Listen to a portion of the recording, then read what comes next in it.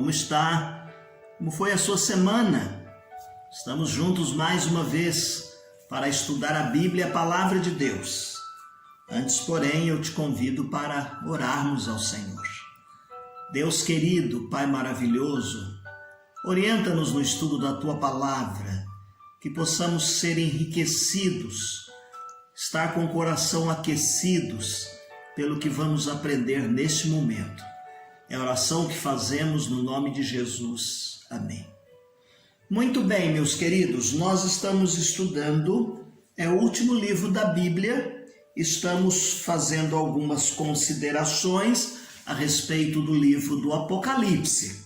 E eu disse que hoje nós íamos começar falando a respeito de alguns métodos utilizados para compreender o Apocalipse. Eu vou apontar 4 que o nosso querido escritor da nossa revista, da revista que estamos estudando, o pastor Darcy Duzilek, de saudosa memória, apontou no estudo de hoje.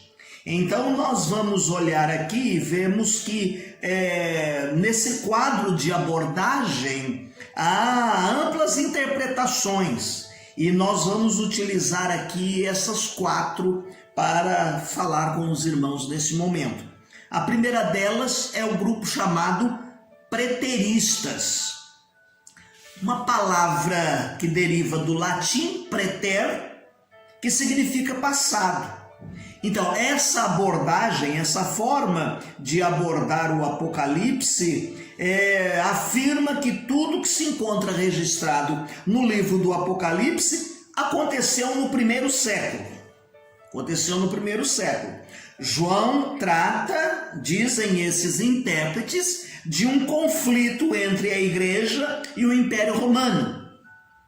Ele escreve aos santos a fim de confortá-los e encorajá-los em tempos de perseguição. Agora, não podemos deixar de ressaltar aqui, entretanto, que o João afirma, o escritor do livro Apocalipse, ele afirma 7 vezes que ele está escrevendo profecia. Então, certamente, o livro tem um valor especial para os cristãos que enfrentaram problemas lá na perseguição de Roma, mas o valor do livro não cessou lá naquele tempo, naquele primeiro século. O segundo grupo é chamado de histórica. É a interpretação dessa linha que encontra o cumprimento da história da igreja nos símbolos do Apocalipse. Eles acreditam que o livro traça um esboço histórico desde os tempos apostólicos até o final dos tempos. Eles vão pesquisar a história a fim de descobrir fatos e colocam lado a lado, paralelamente, esses fatos narrados no Apocalipse. O que algumas vezes o resultado é desastroso. Esse livro não teria valor para hoje? Claro que sim.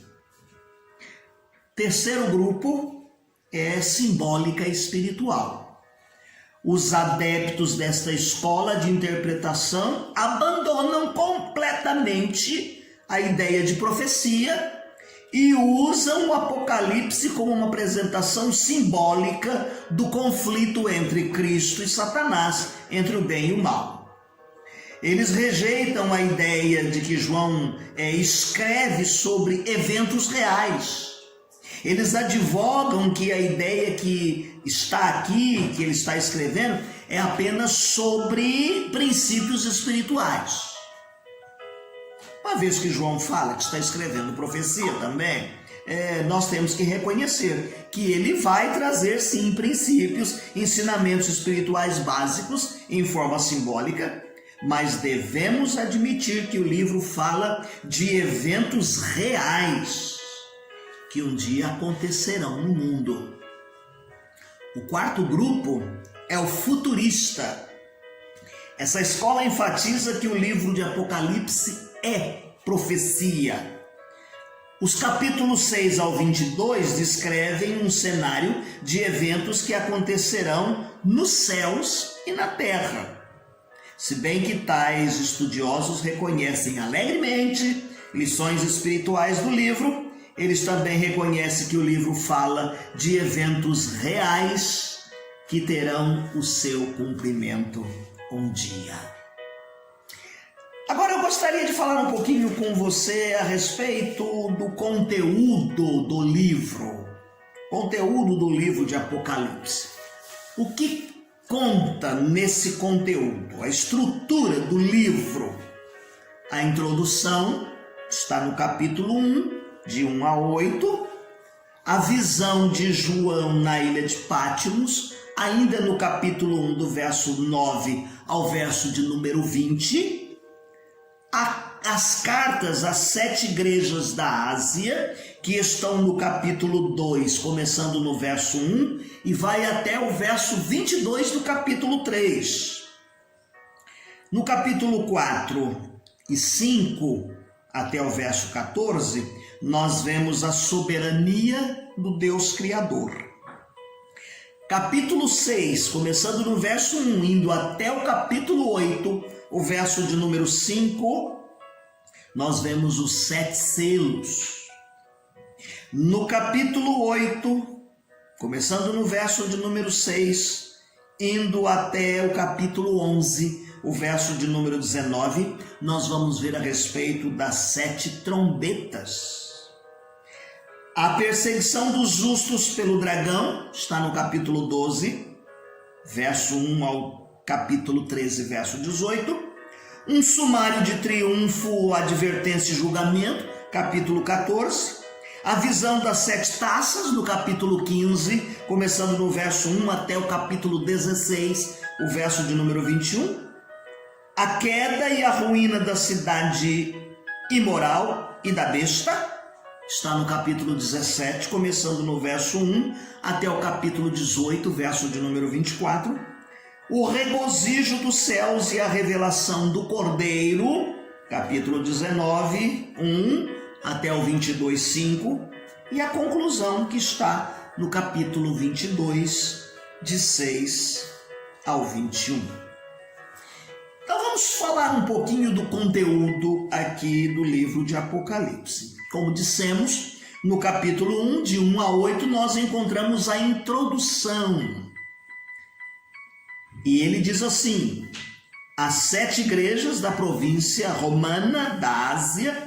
O livro de Apocalipse é uma revelação das coisas que devem acontecer em breve.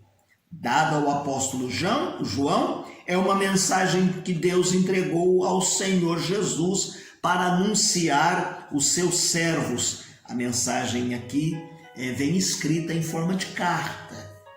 Os escritos de João vêm em forma de carta. Outro dia alguém perguntou: os ensinos foram escritos assim em capítulos, divididos em versículos? E eu disse: não. As cartas recebem o nome de carta. Nós estamos falando de Apocalipse também. Foram escritos em formato de carta. Tá certo? Então, por que em forma de carta? Vem uma identificação. Nós poderíamos ler aqui para os irmãos a identificação que está no capítulo 1, de 1 a 3, que nós já fizemos menção de parte dela. A revelação de Jesus Cristo que Deus lhe deu para mostrar aos seus servos as coisas que em breve hão de acontecer, e que ele, enviando por intermédio do seu anjo, notificou ao seu servo João, o qual atestou a palavra de Deus e o testemunho de Jesus Cristo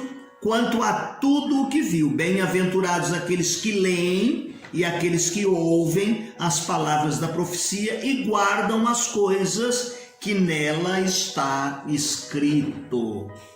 Aí nós vamos entender e ver também a saudação. Por isso que nós dizemos que foi escrita em forma de carta. João, às 7 igrejas que se encontram na Ásia, graça e paz a vós outros da parte daquele que é, que era e que há de vir. Da parte de seu Deus e Pai, a ele a glória e o domínio pelos séculos dos séculos. Amém. O tema central da carta nós encontramos aqui no verso 6 ao verso de número 8. Aquele que nos ama e pelo seu sangue nos libertou dos nossos pecados e nos constituiu reino, sacerdotes para o seu Deus e Pai, a ele a glória e o domínio pelos séculos dos séculos. Amém. Eis que vem nas nuvens e todo olho verá quantos ultrapassaram, e todas as tribos da terra se lamentarão sobre ele. Certamente. Amém. Eu sou o Alfa e o Ômega, diz o Senhor Deus, aquele que é, que era, que há de vir, o Todo-Poderoso. A visão de João na ilha de Patmos está a partir do verso de número 9. E já ficou claro quando nós iniciamos o estudo que foi durante o seu exílio na ilha de Patmos que João viu o Senhor ressurreto. Está do verso 9 ao 20 do capítulo 1. Esta visão aconteceu no dia do Senhor. Ele diz que houve uma grande voz no dia do Senhor, uma voz que ordenava: escreve esta visão e envia a mensagem às 7 igrejas da Ásia. As 7 igrejas aqui que são identificadas como 7 candeeiros, ela também vai simbolizar uma mensagem que tem um significado especial para todas as igrejas, para as igrejas em toda a sua totalidade, tá certo?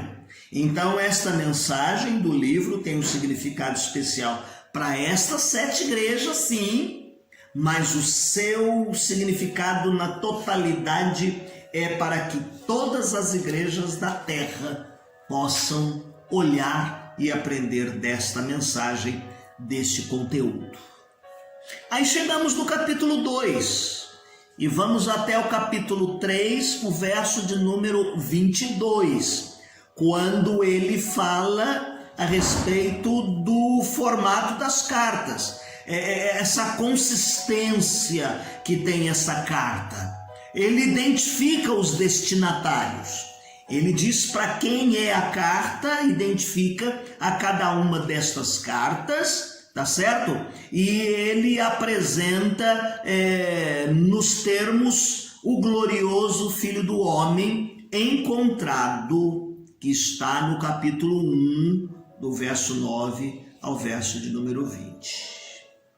Aí depois segue a sessão que começa com as expressões: conheço as tuas obras, que inclui tanto uma apreciação, quando estão vivendo uma vida correta, santa diante de Deus, como uma crítica, quando eles precisam ser criticados, quando eles precisam ser alertados. Então segue uma palavra de exortação para ouvir. Ele diz assim, nesta palavra de exortação: ouvir o que o Espírito diz às igrejas. Mas vai mais além. Além dele dizer para ouvir, coloca-se aqui uma promessa. Nessa promessa ele fala assim: ao vencedor. Ou seja, aquele que vencer por meio da perseverança na causa de Cristo. Quando nós lemos esse livro e vemos os problemas pelo qual as igrejas passaram, nós nos encaixamos no conteúdo de muitas delas. E assim como nós nos encaixamos no seu conteúdo, é preciso que nós tenhamos consciência de que Deus conhece as nossas obras também, que nós precisamos dar ouvido que o Espírito está dizendo, que nós precisamos crer nessa promessa para sermos vencedores, que sejamos perseverantes na causa de Cristo. Ele vai falar, por exemplo, à igreja de Éfeso, que está no verso 1 ao 7 do capítulo 2. Ele admoesta esta igreja a retornar ao primeiro amor, senão ela vai perder o seu candelabro. E o juízo aqui implica na possibilidade desta igreja desaparecer ou perder o seu ministério. Ao longo da história da igreja nós vemos que algumas desapareceram mesmo, sumiram, deixaram de existir. Então há um alerta aqui a esta igreja de Éfeso para que ela volte ao seu primeiro amor, aquele ardor da conversão, aquela inflamação. A segunda igreja que aparece aqui, que está no capítulo 2, de 8 a 11, é a igreja de Esmirna. Ela é carinhosamente encorajada. Encorajada a quê? Ser fiel até a morte. Ser fiel até a morte, e dar-te-ei a coroa da vida. Ser fiel ainda que lhe custe a morte, lhe custe a vida. Ser fiel durante toda a sua vida até a morte. Ao mesmo tempo que a igreja de Pérgamo, ele vai ao mesmo passo que as igrejas de Pérgamo e de Tiatira, elas foram advertidas severamente contra falsos ensinos, comportamento imoral. Com frequência a teologia, os ensinamentos ali eram equivocados e errôneos. Chegamos no capítulo 3, de 1 a 6, ele fala à igreja de Sardes.